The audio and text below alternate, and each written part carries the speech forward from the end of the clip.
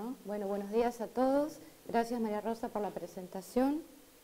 Y vamos a ver si acomodamos esto. Bueno, entonces vamos a hablar de una enfermedad que es nueva para el cultivo de trigo en Argentina. Vamos a compartir, la idea de esta charla es compartir y difundir información, más que nada con la intención de que estemos atentos por si esta enfermedad se llega a instalar en nuestros escenarios productivos de manera epifítica. Bueno, ¿cómo se denomina? Es conocida en el mundo como wheat blast, pero en Brasil, que es su lugar de origen, se conoce como brusone o quemado del trigo. En cuanto a la taxonomía, el agente causal en el teleomorfo o forma ascógena o forma perfecta es Magnaporte oryza. Y en correspondencia, el anamorfo es el hongo Piricularia oryza, que es la forma conidial. Hace muy poco, en 2013, se cambió la denominación y es la misma oryza, esta especie, tanto para trigo como para el arroz, que es su hospedante principal. Ahora, todos sabemos que en 2017, el año que viene, se viene un nuevo cambio en el código de nomenclatura de los hongos, con esto de One Fungus, One Name, o sea que probablemente se elija uno de los dos nombres para denominar a este hongo. Magnaporte oryza es un hongo muy complejo, tiene poblaciones, no me llevo bien con esto, estas poblaciones están asociadas a hospedantes específicos. La más conocida para todos nosotros es el patotipo oryza, que afecta al arroz. También tenemos el patotipo lolium, que afecta al Lolium multiflorum, al ryegrass y a la festuca. Y el patotipo que más nos interesa es el patotipo triticum,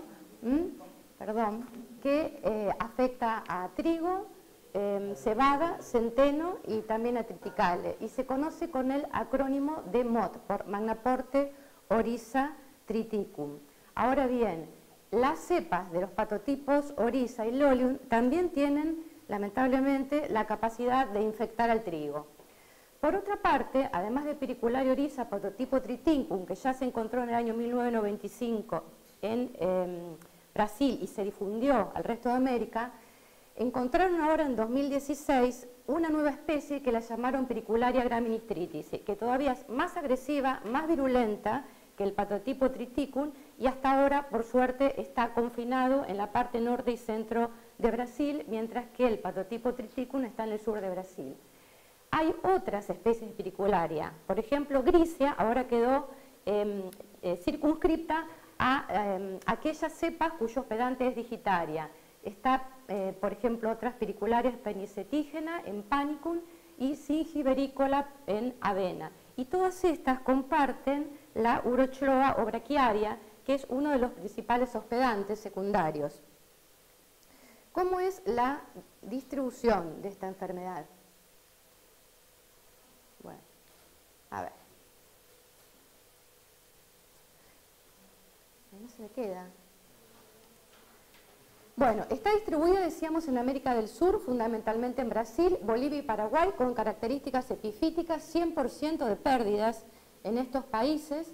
En Uruguay, hasta ahora el reporte solamente en cebada, y en Argentina la tenemos en trigo y también en cebada. En trigo fueron solamente hasta ahora unas detecciones parciales, o sea, unas pocas plantas que hubo en el noreste del país y también en provincia de Buenos Aires, pero no está a nivel epidémico, o sea, no está en el campo todavía instalado en los cultivos.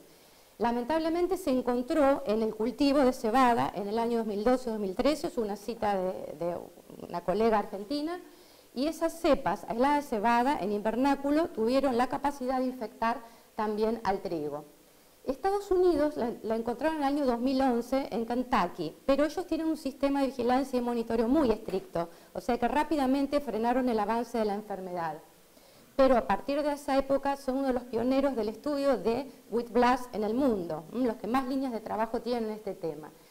Y algo que causó realmente conmoción fue el hallazgo de la enfermedad en Asia, en Bangladesh, este año, en febrero de 2016. ¿Qué pasó? Saltó de Sudamérica al continente asiático, entonces dejó América, está en riesgo no solamente Bangladesh, sino otros países del sudeste asiático, incluso China, particularmente los países que son compradores de Brasil, y aniquiló directamente en 5 días, con características de epifitia devastadora, 15.000 hectáreas de trigo. 5 días quemó el cultivo, quemó la espiga y los dejó sin producción. Y obligó a esos productores, que eran de escasos recursos, a quemar la producción de trigo. Entonces, realmente esto puede convertirse a nivel global en una amenaza para la seguridad alimentaria. Todos sabemos, como decía hoy el ingeniero Moschini, que hay un triángulo, o sea, está el patógeno, se dieron las condiciones y tiene que estar el ambiente.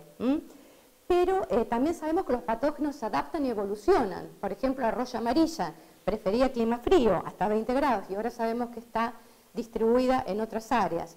Incluso piricularia, los colegas de Brasil ya reportan que hay presencia de piricularia a 2.000 metros de altura, o sea que está con clima frío, o sea que el patógeno realmente se está adaptando y sabemos que tiene una alta variabilidad y una alta plasticidad. ¿Qué empezamos a hacer? Hace muy poco que estudiamos esta enfermedad, hace 2 o 3 años. Primero quisimos reunir una colección de aislamientos desde el trigo y desde malezas. Hacer la caracterización morfocultural y también molecular, que es muy importante en este caso, porque todos son iguales, todos tienen una forma de pera, con 2 tabiques, y si no hacemos la corroboración molecular, no sabemos a ciencia cierta con qué piricularia trabajamos. Hacer pruebas de patogenicidad en plántula, en hoja, en planta adulta, ver los tipos de reacción, ver qué hacía al peso del grano, o sea, a la calidad del grano, y empezar acciones de cooperación con otras instituciones. Nosotros tenemos algunas líneas de trabajo incipientes con Alemania y otras con universidades españolas. Con Alemania ver la localización de la resistencia, y con España ver la resistencia sistémica adquirida, o sea, cómo es la expresión de los genes de defensa. Esa reunión de aislamientos que hicimos se caracterizó en distintos medios de cultivo. Las colonias son de tipo grisáceo, prefiere 2 horas de luz oscuridad, tiene un micelio hialino, tabicado, y todas las cepas, más allá de su hospedante, dan conidios fusiformes, con forma piriforme, que tienen un hilio muy protuberante, que es un apéndice de fijación basal al conidióforo, tienen 2 tabiques, acá se ven bien, y delimitan 3 células. Además de los macroconidios, nosotros primero pensábamos que estaban contaminadas nuestras cepas, porque no conocíamos mucho del hongo. Tiene microconidios, tienen esta forma, se parecen a las de Fusarium, y como, bueno, puede haber cierta relación en síntomas, incluso pensamos que había contaminaciones, pero no. Son microconidios que se forman a veces en cultivo, y también tienen poder germinativo y también tienen poder infectivo. Respecto a magnaporte, que es el teleomorfo, es muy difícil de que se forme en la naturaleza, pero si se forma, se puede observar en cultivo. ¿Cómo son los síntomas?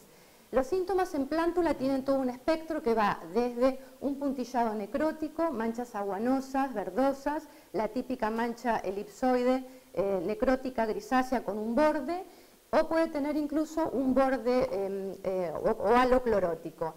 En casos muy intensos de infección, incluso la deforma las plántulas, como son plantas muy jóvenes, tienen tanta infección que se deforman. Los mismos síntomas que en plántula se reprodujeron en hoja bandera.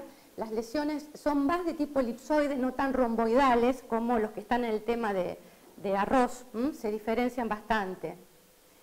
Lo típico es esto, el síntoma en trigo. Se llega a confundir con la fusariosis de la espiga porque tenemos un blanqueamiento parcial o total de la espiga. La diferencia es que en el caso de Fusarium se observa en la espiga los pionotes o esporodoquios color salmón.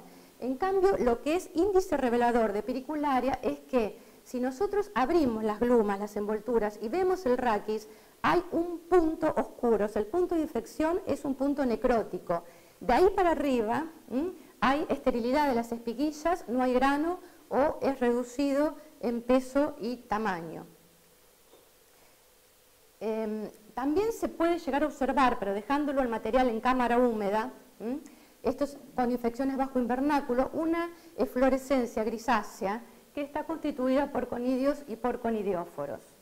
Además, lo que se observa es necrosis de las glumas y necrosis también incluso de las aristas. Los granos quedan arrugados en peso y tamaño, o sea que se disminuye el peso de 1000 granos, y hubo también aumento en la cantidad de proteínas. Semillas inoculadas presentan síntomas necróticos o de pudrición, o sea, es como un ablandamiento.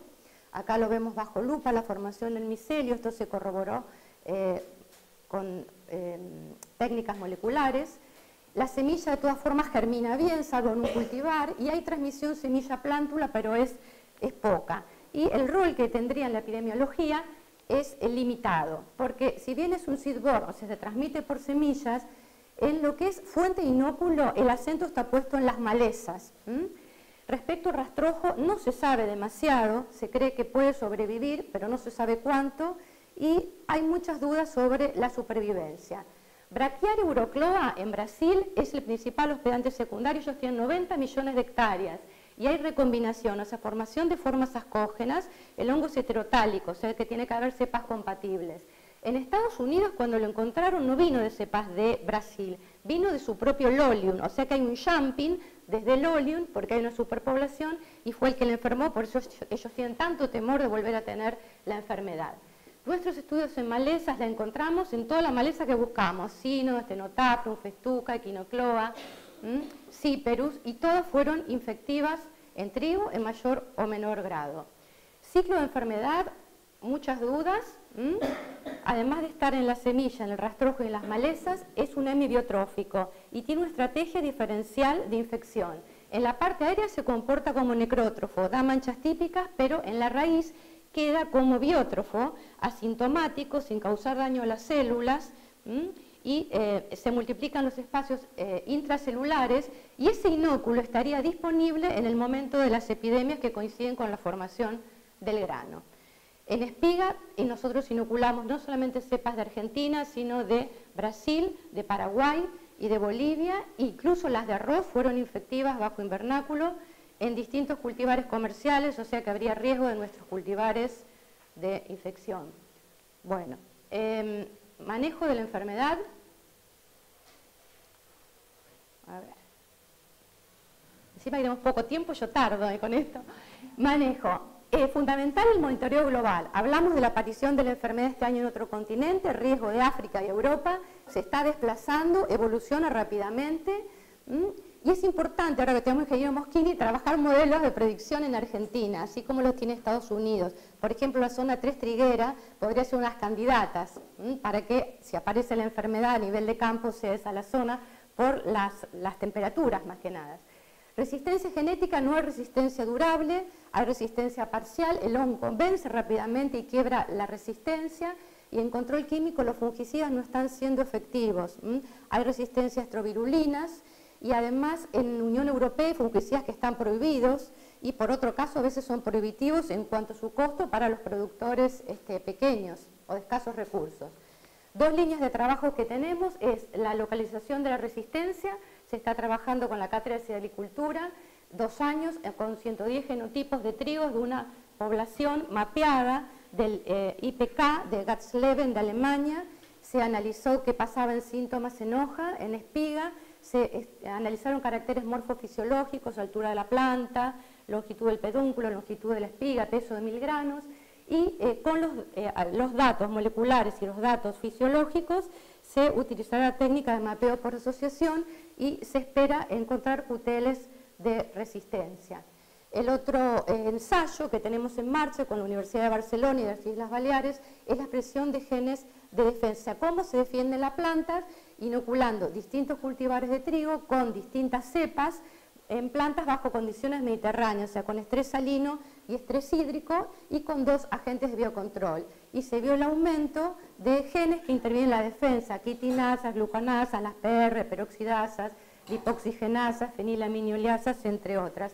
Y habría varios mecanismos, por ejemplo, la ruta del jasmónico actuaría, y el etileno, fundamentalmente, en la defensa. Bueno, con esto terminamos. Solo mencionarles que hay 2 proyectos, uno del CIMI de 2011, donde Argentina participa, hay un consorcio internacional de lucha contra Brusone, nuestro país entra, nos prorrogaron 4 años más, o sea que tenemos que investigar y aportar esa información. Y en la otra se formó, ahora en febrero, que fue el congreso, el segundo congreso de pericularia que fue en Brasil, una que se llamó MOT, que es Red Iberoamericana, auspiciada por CITED, donde en Argentina intervienen distintas facultades, incluso el INTA, con distintos miembros, con la idea, bueno, de empezar a generar información. Toda aquella persona que tenga interés en hacer un aporte o contribuir, este es el mail del CIMIT, y hay una página que es www.witblastnet.com con toda información que día a día, 2016, mes a mes y semana a semana, se va subiendo información de interés sobre este patosistema. Bueno, esto no sé qué, no se mueve. Bueno, nada, era mostrarles finalmente el grupo de investigación, cómo estaba constituido. Y se me fue. A ver si puedo. Lo arreglamos. Dale, móvelo ahí. En el grupo intervienen 2 becarios del CONICET. Trabajamos también con la doctora Simón y con Constancia Fleitas, que está por acá, con la parte de aumento de proteínas en los granos.